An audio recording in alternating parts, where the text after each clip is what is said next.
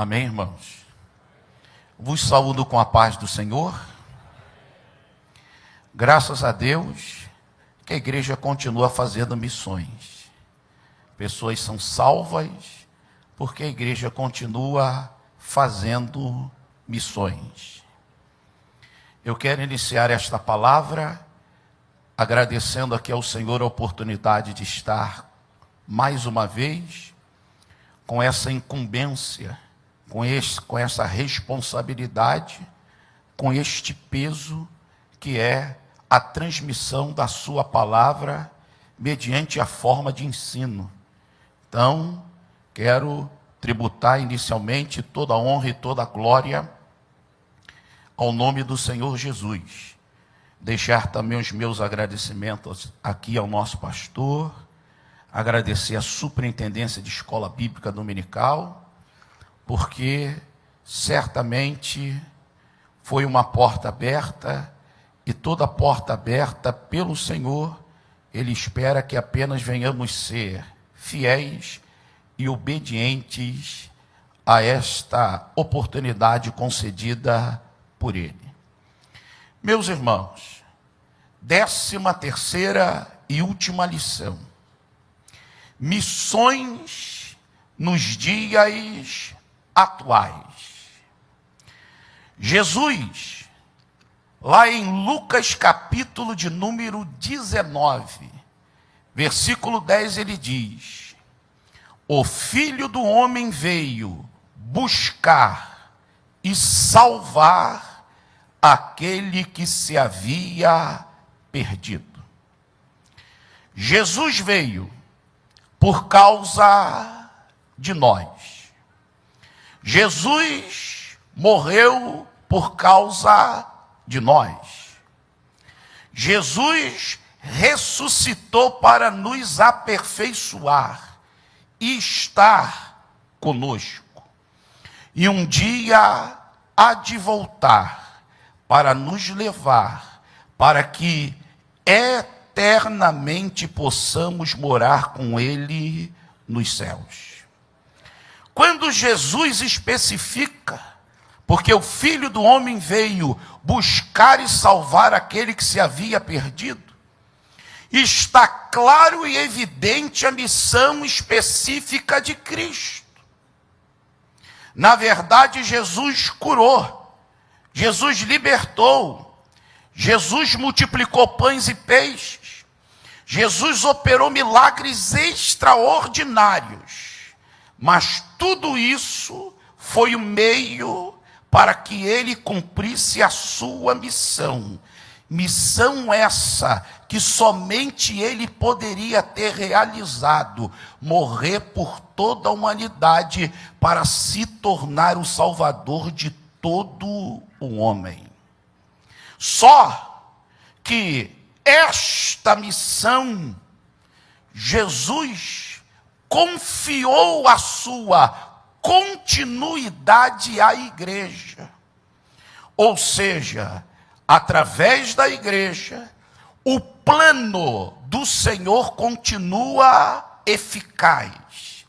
Quando a igreja prega o evangelho, a igreja está dando continuidade ao que o Pai planejou, ao que o Filho executou e ao que o Espírito Santo em nossas vidas e através das nossas vidas faz com que essa mensagem chegue a muitas pessoas em vários lugares do mundo. Então, fazer missões é dar continuidade à obra que Jesus assim a realizou. Partindo desse princípio, nós podemos aqui parar para analisar o que é missões. É evidente que nós devemos ir aos ensinos de Jesus, aquilo que ele deixou claro, e o seu cumprimento na vida da igreja primitiva. Ou seja, Jesus deixou o modelo, os princípios, E a igreja primitiva colocou em prática. O primeiro texto que eu quero chamar a atenção à igreja, o irmão poderá abrir, está lá no Evangelho segundo escreveu Mateus, lá no seu capítulo 21, a partir do versículo de número 33, até o capítulo de número 46. O texto vai nos falar sobre a parábola dos maus lavradores.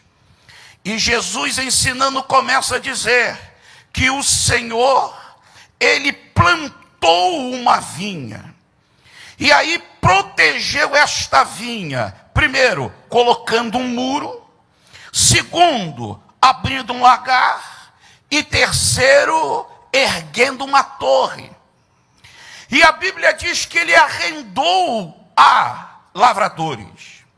Só que no período relacionado à entrega dos frutos, a Bíblia vai nos dizer que eles manifestaram o caráter mau. Não entregaram os frutos ao Senhor.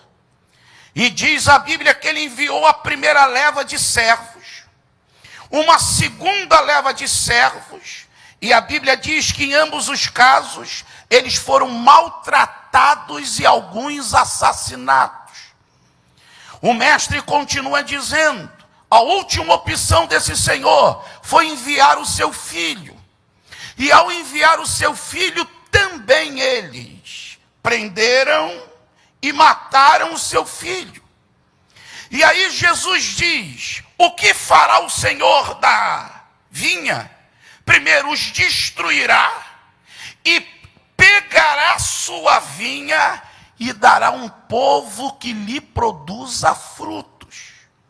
Primeiro, a vinha é o reino de Deus. Quando a Bíblia diz que ele colocou muro, fala da separação, fala da palavra. Segundo, ele a protegeu com lagar, local onde se pisava, se espremia com os pés o fruto da vide, e ali escorria o suco. Isso fala do poder do sangue de Jesus Cristo. E terceiro, a torre, local de vigia. Esses maus lavradores é a nação de Israel. Os primeiros servos enviados foram Moisés e Josué.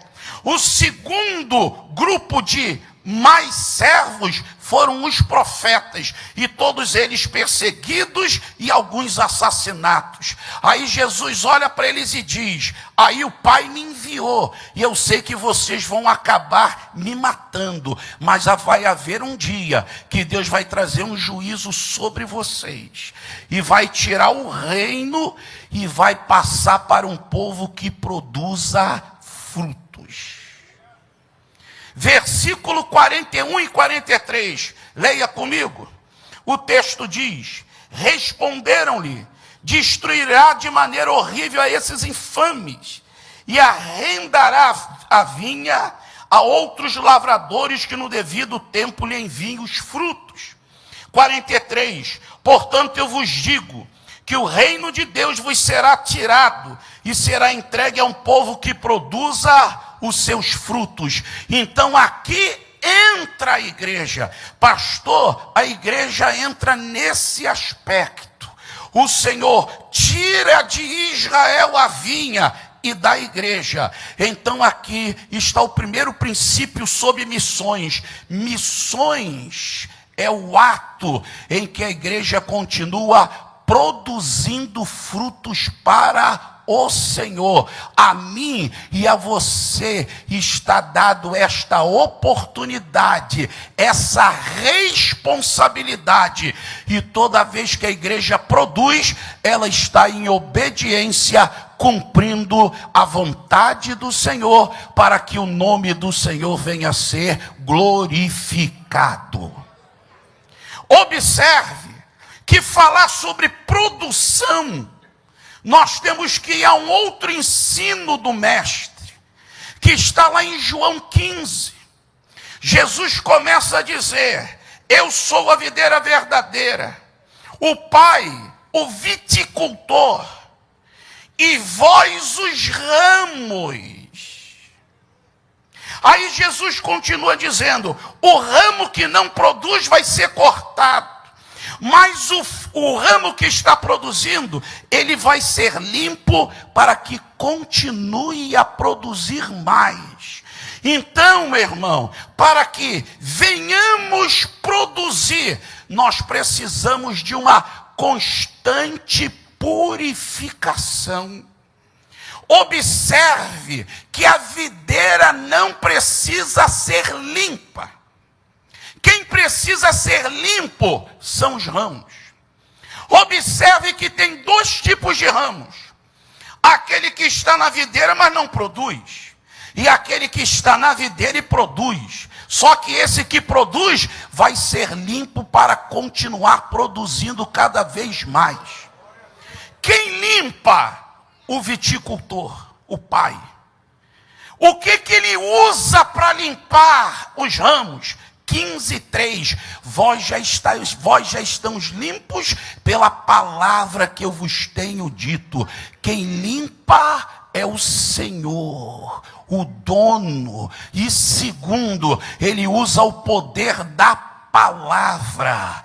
Entenda esse princípio dentro da igreja primitiva. Olha o que aconteceu. Já pare para analisar Atos 5, Ananias e Safira. A igreja está crescendo, a igreja está se multiplicando, mas aí, meu irmão, começou a entrar uma certa sujeirinha de aparência religiosa, hipocrisia religiosa. O Senhor limpou a igreja ali, e a igreja continuou crescendo para a glória do nome do Senhor. É só ler Atos 5, você lerá todos, mas você pode pegar do 11 até o final, e você ter essa referência. Então, meu irmão, aquele que é ramo está produzindo. Toda vez que você ouve a palavra, o Senhor está te limpando, com a finalidade que você produza e produza mais.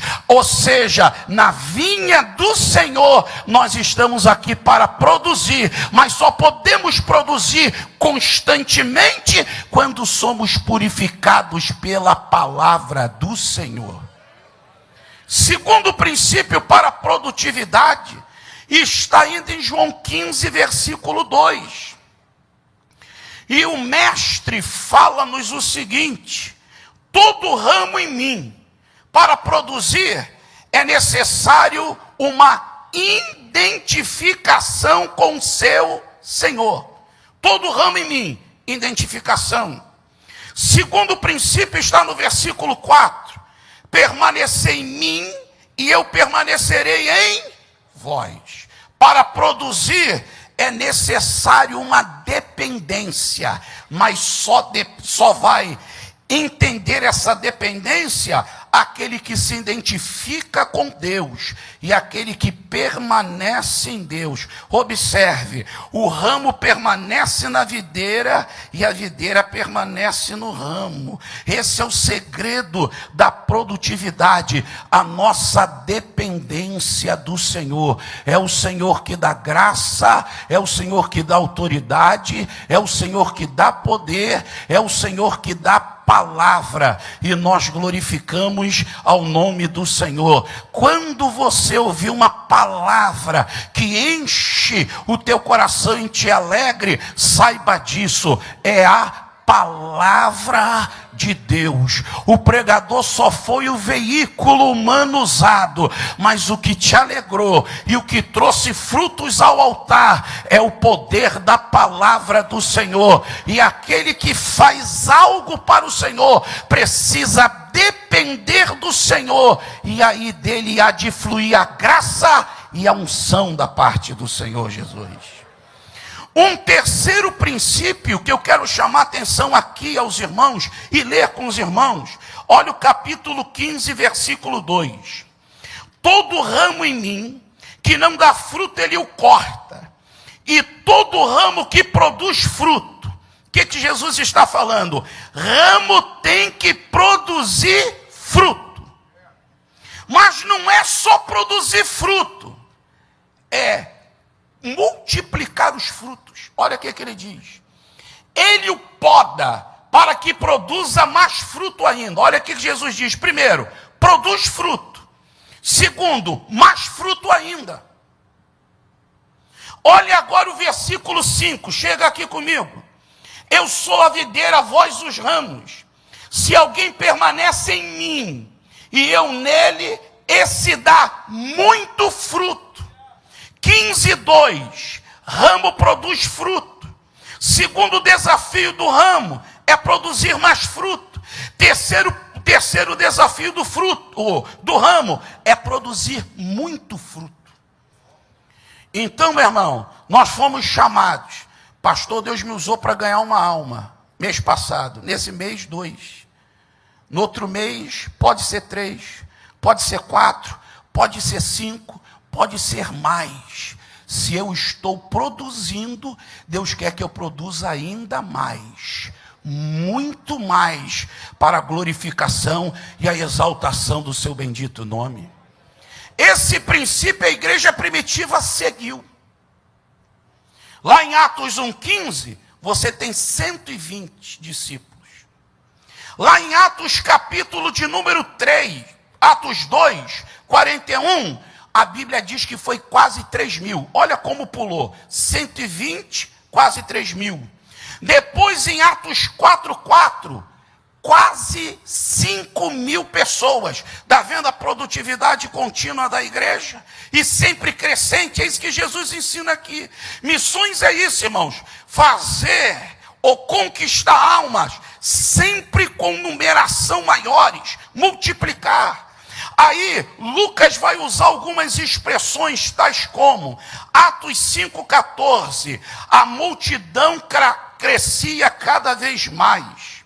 Atos 6:7, multiplicava-se muito número dos discípulos. E lá em Atos 2:47, a Bíblia diz que diariamente acrescentava o Senhor à igreja aqueles que tinham de ser salvos. Então, produzir para o Senhor é começar e não parar de produzir. Queira Deus nesta noite, nesta manhã, pastor, já estou produzindo. A ordem do Senhor é, produza mais. Pastor, esse ano ainda não produzi. Que você produza muito, e muito ainda este ano, porque essa é uma deliberação do Senhor, que a igreja primitiva cumpriu, e que a igreja atual precisa continuar cumprindo. Vamos produzir, e produzir muito para o nosso Senhor, para que o nome dele venha a ser glorificado.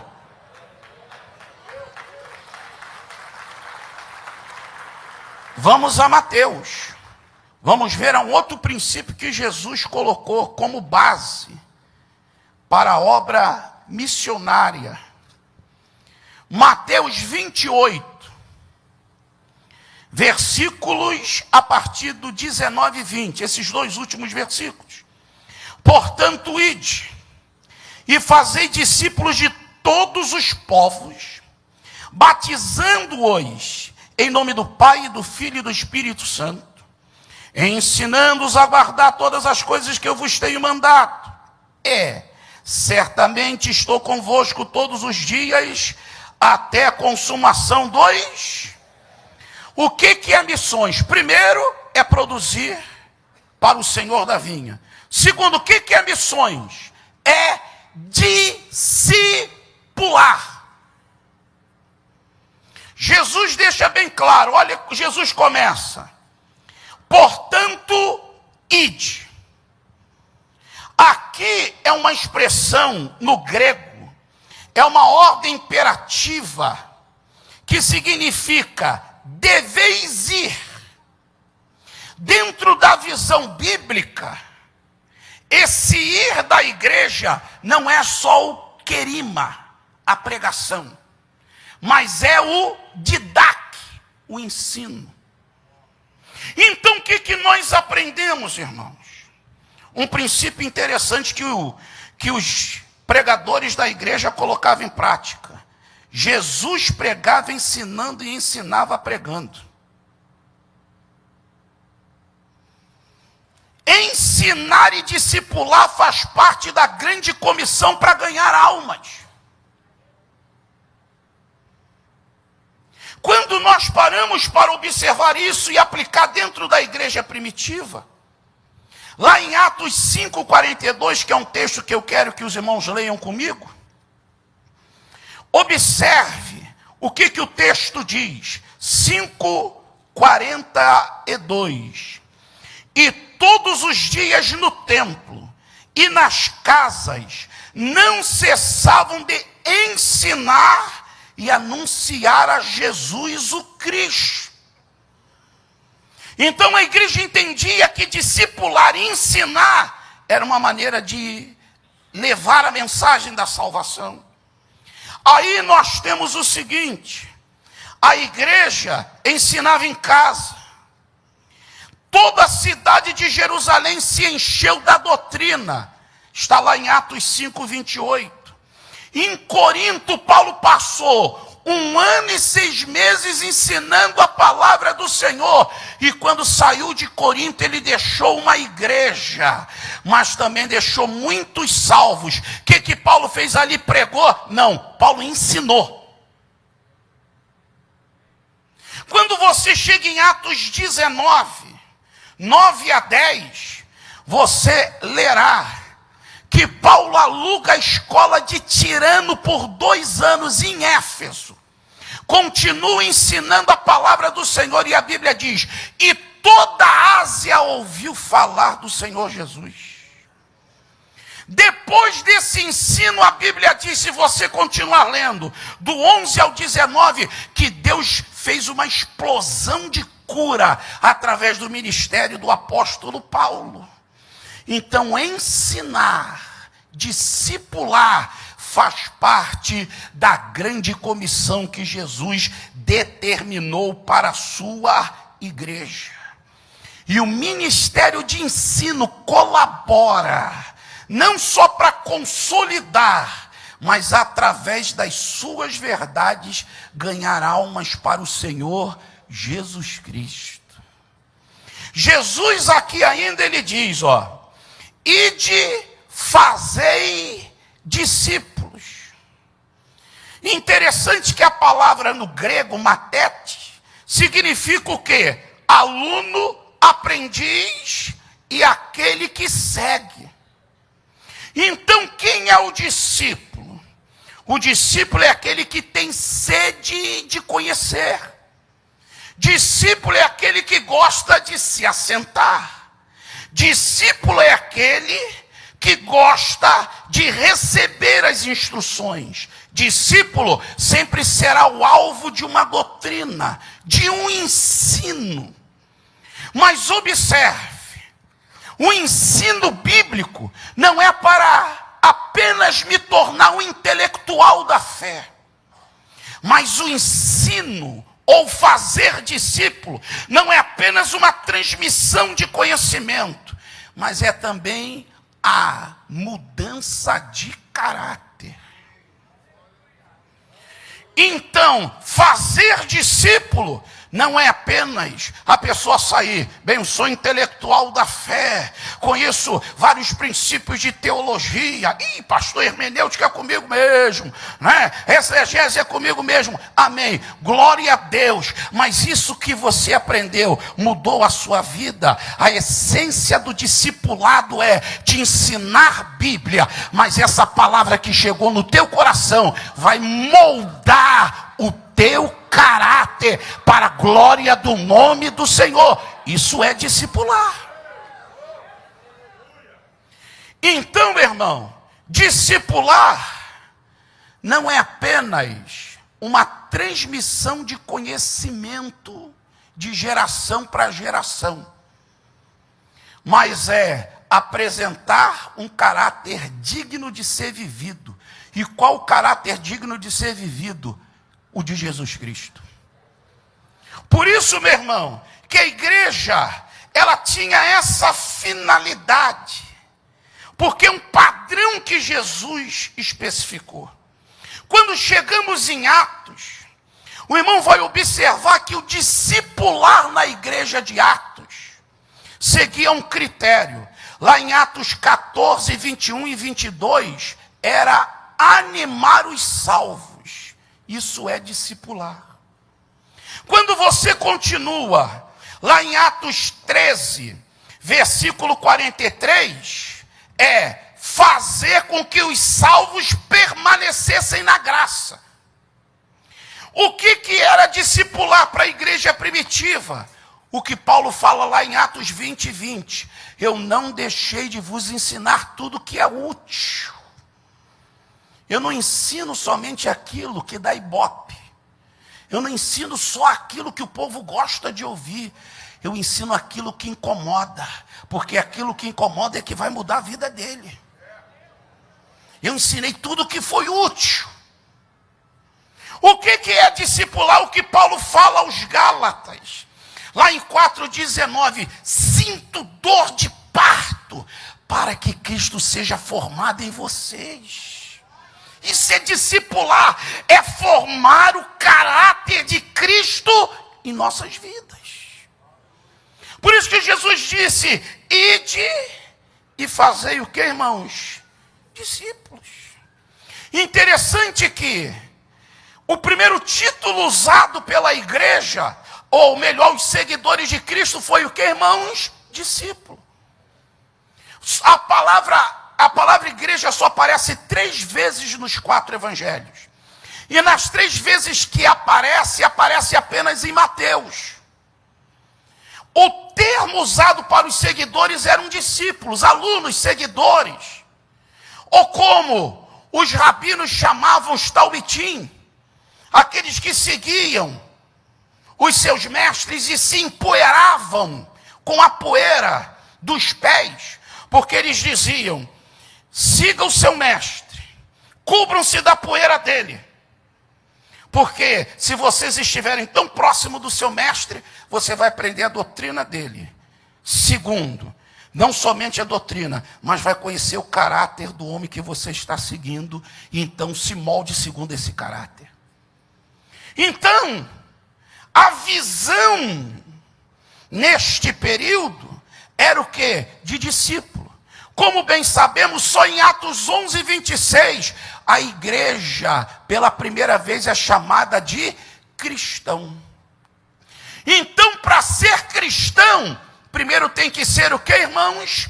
Discípulo, aprendiz e aluno, porque aquele que é discípulo de Cristo, ele certamente vai ser um cristão firme, e o nome do Senhor será glorificado através da sua vida. Jesus ainda continua dizendo, olha só, ide fazei discípulos de todos os povos. Agora, o que Jesus nos deixa aqui? A palavra para todos os povos no grego é ponta de etne. O que Jesus está falando? Meu irmão, não é para irmos a nações. Jesus está falando, vai a grupos raciais. Porque dentro de nações existem muitos povos, muitas raças, muitas etnias. Então você pode ir a uma nação, mas não a todas as raças que compõem. Mas o Senhor chega, se você for a todas as raças, a todas as etnias, você vai evangelizar todo mundo. Então discipular é levar o ensino do Senhor a todas as raças e a todas as etnias, para que o nome do Senhor venha a ser glorificado.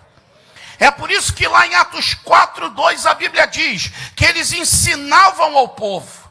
E lá em Atos 11:26, na igreja de Antioquia, a Bíblia diz que eles ensinaram a muita gente, a muitos grupos raciais. Então, fazer missões à luz da Bíblia é discipular. Vamos a um terceiro ensino de Jesus. Vamos a Marcos, capítulo 16. Vamos iniciar lendo o versículo de número 15.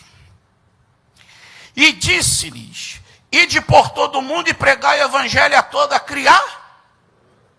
Bem, inicialmente nós temos que entender que Jesus não determina que façamos nada que ele não tenha sido o quê? O padrão. Jesus falou e disse, ide. Mas por que Jesus falou ide logo no Evangelho de Marcos? Porque no Evangelho de Marcos existe uma palavra que aparece 42 vezes. Palavra essa chamada no grego de eutos. Essa palavra eutos no grego significa o seguinte: primeiro, Jesus está falando a eles para que diretamente, imediatamente e logo. Quando você pega o Evangelho de Marcos, você vai ter palavras como: e partiu Jesus, e saiu Jesus, logo Jesus foi. Indo Jesus, e andou nas aldeias. Isso quer dizer o quê? Que Jesus era dinâmico. Quando Jesus fala ide, ele está falando, igreja, seja dinâmica, seja ativa, não para, não deixa que a preguiça tome conta de você. Você foi uma vez, volta a segunda. Foi a segunda, continua a terceira. Vai na quarta, vai na quinta. Seja dinâmico. Então fazer missões é ser dinâmico, é não parar de levar a mensagem e a palavra de Deus a corações. E agora, lê comigo aqui, Marcos 16, você já leu 15, olha o 20. Então os discípulos partiram e pregaram por toda a parte, cooperando com eles o Senhor, confirmando a palavra por meio dos sinais que o acompanhavam. Amém? Pastor, o que Jesus está querendo dizer? Olha só, Jesus disse, ide pregai, não é isso? Olha a igreja cumprindo o ide. 20. Então os discípulos partiram, ide. Pregaram, ide pregai. Está aqui. Quando a igreja vai, a igreja prega, olha o que a Bíblia diz. Versículo 20. Cooperando com eles o Senhor e confirmando a sua palavra por meio de sinais que o acompanhavam. Então, quando a igreja parte e prega a palavra, o Senhor fala, eu vou cooperar com você, eu vou estar do teu lado, eu vou estar te dando graça, eu vou te dando unção. Aí você prega a palavra de Jesus cura, ele fala, eu curo mesmo e estou curando agora. Eu batizo, ele vai lá e batiza mesmo.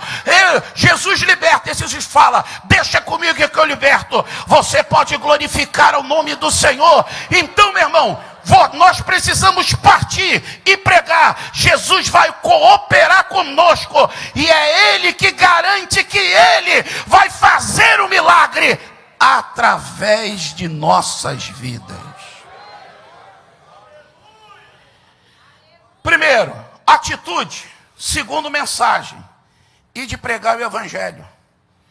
O termo Evangelho aparece 12 vezes nos 4 Evangelhos.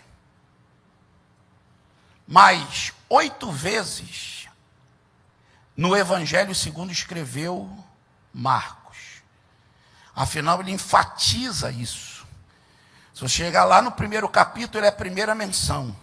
E aqui é a última menção da palavra Evangelho. Evangelho o quê? É boas novas. Pastor, quem é as boas novas? Jesus. Então, pregar Evangelho é pregar Jesus. Quem prega Jesus, prega Evangelho. Ele sempre vai ser as boas notícias. Essa notícia não envelhece. Essa boa notícia nunca vai catucar. Ela sempre será presente e sempre vai ser boa. Mensagem do Evangelho é boas novas de alegria. Isso quer dizer que quando alguém ouve o Evangelho, recebe uma boa nova e recebe alegria da parte do Senhor. Jesus é o Evangelho e nós glorificamos ao Senhor. Mas, observe, ide por todo mundo e pregar o Evangelho o quê? A toda criar. Olha a igreja primitiva cumprindo isso. Chega lá em Atos 8, 27 ao 39. A igreja, ou melhor, Filipe, pregou o Evangelho ao etíope. Pense agora comigo. Pedro entrou na casa de Cornélio. Um gentil, um romano, pregou o evangelho. Ide por todo mundo, pregou o evangelho a toda criatura. Lembre de Filipe, em Atos 8, a partir do versículo 5. Pregou o evangelho em Samaria. Ide por todo mundo e pregou o evangelho a toda criatura. A igreja cumpriu isso. Tanto que quem tem uma análise de Atos, a igreja começa em Jerusalém. E lá no capítulo 28, a igreja chega em Roma. E ela foi passando por vários lugares. Ou seja, a igreja cumpriu essa determinação, levou o evangelho a toda criatura. Continuando, Jesus coloca as consequências do 15 ao 18. Pastor, quais são as consequências de pregar o evangelho? Primeiro, a salvação. Quem crê? Primeiro, quando se prega a palavra, Romanos 10, 17. A fé vem pelo ouvir, ouvir a palavra de? Primeiro princípio. Segundo, a pessoa que abraçou a fé, que creu, segunda consequência, ele agora vai ser o que, irmãos? Batizado. Ele crê e agora é batizado. Princípio, Atos 8. Filipe pregou o evangelho ao eunuco. O que aconteceu, pastor? Ele creu e foi batizado. Pedro entra na casa de Cornélio, Atos 10, prega o evangelho. Todo mundo se converte, recebe o batismo com o Espírito Santo e depois são batizados nas águas. Atos 16, Paulo prega o evangelho ao carcereiro de Filipos. Ele, toda a sua casa aceita Jesus. E na noite que Paulo foi na casa dele e pregou o evangelho, ele batizou todo mundo com batismo nas águas. Você creu? Abraçou o evangelho? Tem fé oriundo da palavra de Deus? Então, se batize. Aí você continua que Jesus deixa o padrão, que quando você prega, pessoas são salvas, são batizadas, e há uma explosão de milagres. Aí Jesus diz no 17, os sinais seguirão aqueles que crerem. Aí Jesus coloca aqui, meu irmão, ó, em meu nome expulsarão demônios. Lembre-se de Paulo lá em Filipos, expulsando o demônio daquela menina que tinha o espírito de adivinhação. Vamos lá, falarão em novas línguas. Lembre-se de Atos 2,4. Que eles viram línguas repartidas como que de fogo e começaram a falar em outras línguas como o Espírito Santo lhes concedia. Lembre-se de Atos 10, a expressão diz, e caiu o Espírito Santo, e todos começaram a glorificar e falar em outras línguas como o Senhor lhes concedia. Sinais. Observe o que o texto vai dizer aqui para nós ainda. Pegarão em serpentes, e quando beberem alguma coisa mortífera. Lembre-se de Atos 28, Paulo na ilha de Malta, serpente picou, e todo mundo falou, esse homem vai morrer, esse homem é muito indigno. A Bíblia diz que Paulo continuou vivo. Isso quer dizer que veneno, quando Deus está agindo na vida de um homem, não é veneno, é soro, e Deus abençoou ali. Está na Bíblia. Você continua lendo aí, irmãos, olha só. Imporão as mãos sobre os enfermos e os curarão. Chega lá em Atos 9, Enéas, 8 anos na cama. Pedro foi lá, orou, ele se levantou. Lembre-se de Dorcas, morreu. Pedro chegou ali, orou e ela ressuscitou. Lembra de Eutico? Paulo foi lá, orou e ele ressuscitou. Lembra lá de Atos 19? Deus liberou poder ao ponto de Paulo só pegar, digamos, lenço e orar, e onde passava pessoas eram curadas. Sabe o que é isso, irmão? A explosão de milagres. Quando a igreja sai para fazer missões, Deus fala, pode ir, eu me responsabilizo e vou fazer milagres.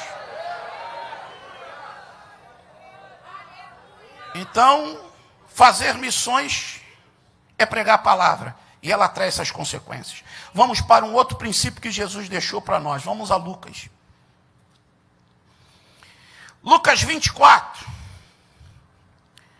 Vamos aqui ao versículo de número 44.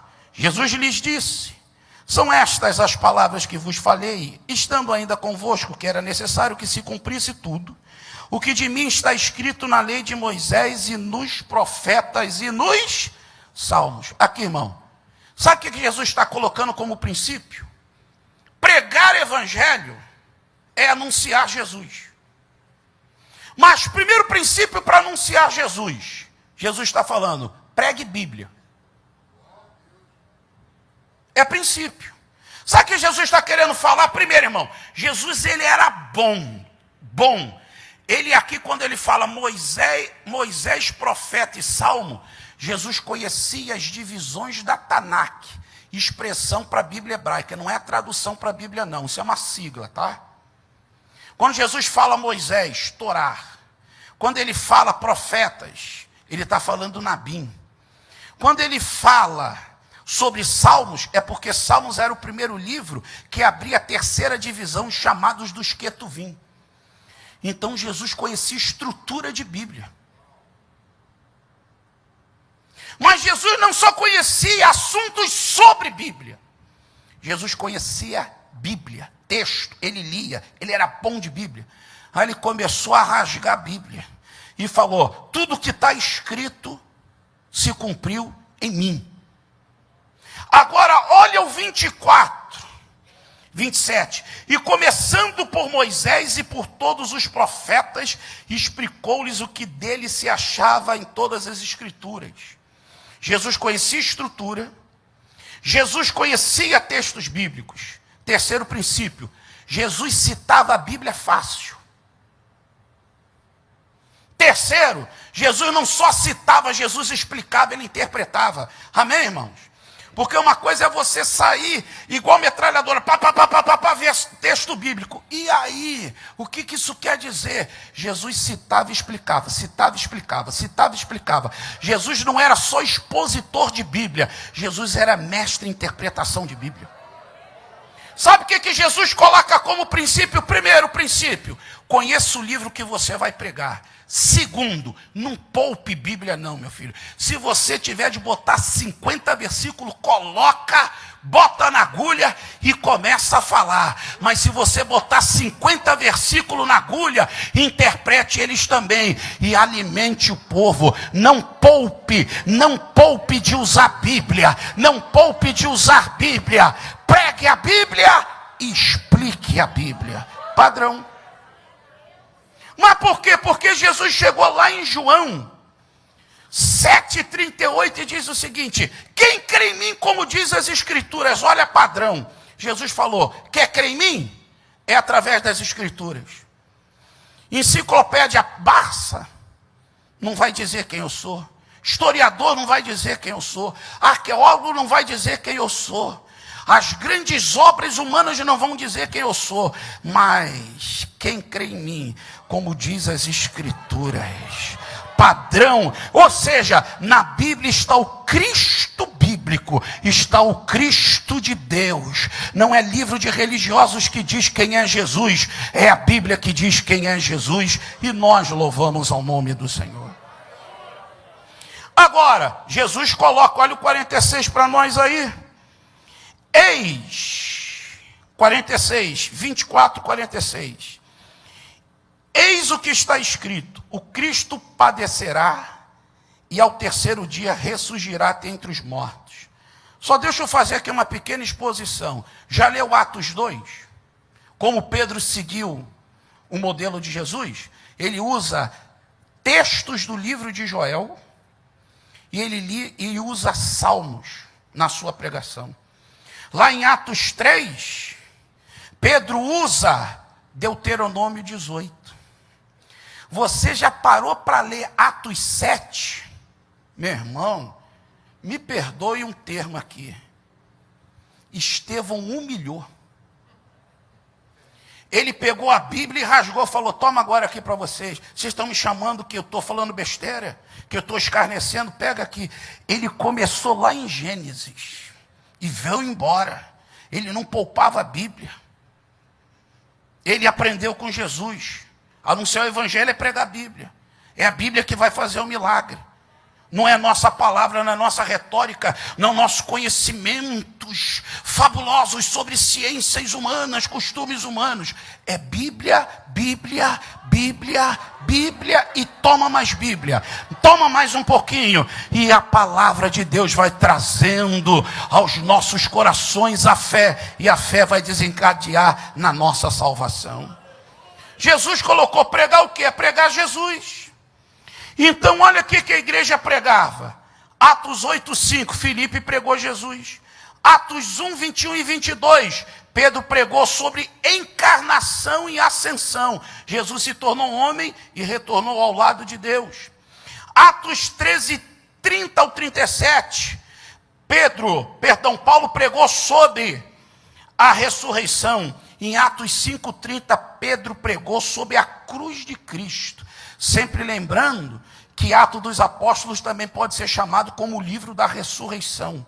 Porque quando eles pregavam a ressurreição, estão falando, Jesus venceu a morte. Jesus está vivo, assentado à destra de Deus e reinando para todo sempre. Vai lá e prega o meu nome. Mas, meu irmão, por que pregar o nome de Jesus? Aí nós temos que lembrar de um dos cânticos escrito com maestria pelo apóstolo Paulo.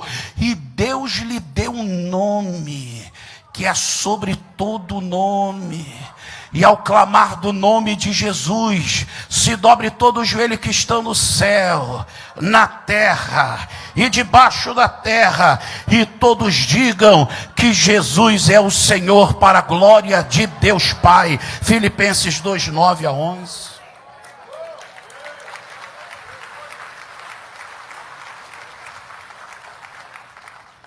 Para finalizar, vamos aqui ao texto considerado como resumo de Atos.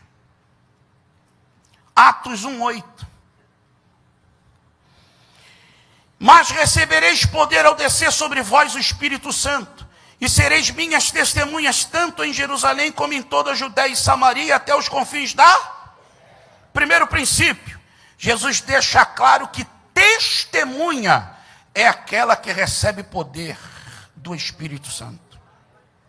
Mas pastor, por que recebe poder? Primeiro porque se você for lá em Mateus 7, 28 e 29, Jesus ensinava e pregava com poder. Se você chegar em Atos 2, 22, Jesus operava prodígios e milagres.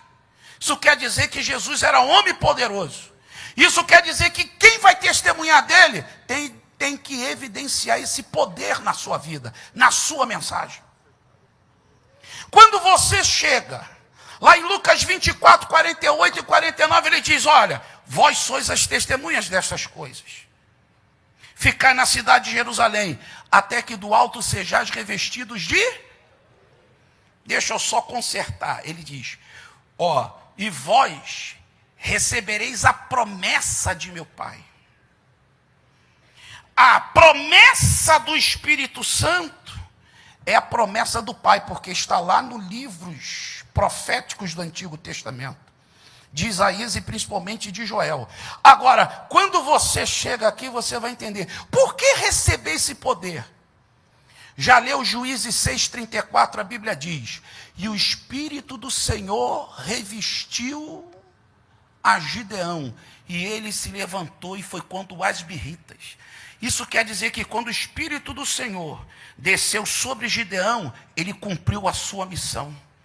É isso que Jesus deixa para nós. Quando o Espírito Santo vem, me reveste, eu consigo cumprir a minha missão para a glória e para a honra do nome do Senhor. Continuando. Afinal, o que é recebimento desse poder? Vamos lá, Quem vai testemunhar com a gente? Dá para o irmão dar uma lida aqui em Atos 5, 32. Nós somos testemunhas destas palavras. Nós e também o Espírito Santo que Deus deu àqueles que obedecem. Irmão, eu e você somos testemunhas de Cristo, credenciados pelo Espírito Santo. Mas o texto está dizendo que quando eu e você testemunhamos, o Espírito Santo está testemunhando junto com a gente. Aí quando você chega lá em Atos 13, olha só, Olha o que é uma igreja missionária. A igreja para ser despertada em missões. Primeiro, Atos 13. É a igreja que quer servir. Servindo ao Senhor. Segundo, eles oravam e jejuavam. Então a igreja que ora e que jejua, ela fica sensível ao Espírito Santo. É terra fértil. E quando a igreja jejua e ora, é porque ela quer servir. Aí você continua lendo, a igreja que serve, que ora e que jejua, o texto vai dizer, e disse o Espírito Santo, separai Saulo e Barnabé para o que eu os tenho chamado. A igreja que ora, jejua, por missões, por ganhar alma e quer servir, o Senhor chega, separa pessoas para fazer a sua obra. Ele fala à igreja. Você entende isso, irmão? Deus fala à igreja. E a Bíblia diz que ele não apenas falou, disse o Espírito Santo, mas ele enviou. Aí está um padrão. Quando a gente ora e jejua e quer servir, ganhando alma, levando a mensagem do Senhor, Deus vai falar na igreja, vai continuar falando ao meu coração e vai falar, levanta que eu estou te enviando. E quando ele envia, Deus está conosco e milagres acontecem, o nome dele é glorificado. Finalizando, olha o que ele diz.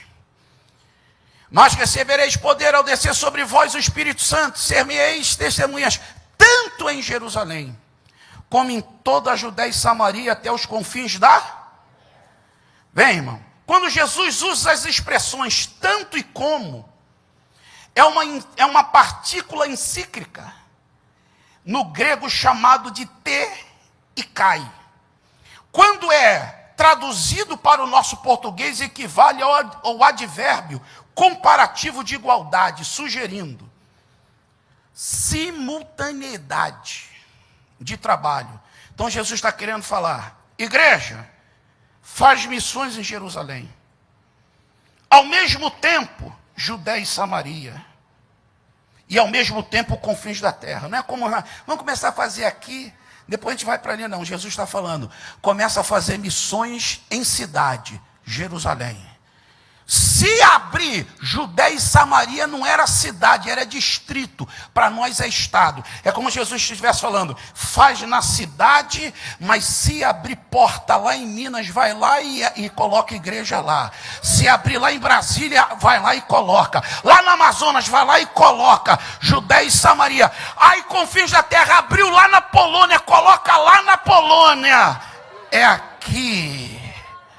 Na cidade, é na área rural também, cidade na área rural, é também, meus irmãos, nos estados da Confederação Brasileira e até os confins da terra. A igreja primitiva cumpriu isso e Deus espera que a igreja atual, nós que recebemos hoje essa chama do Pentecoste, que nela está a chama de missões, levemos esta chama até os confins da terra e Deus conta com você, produza para o reino e seja bênção para a glória e para a honra do nome do Senhor. Amém.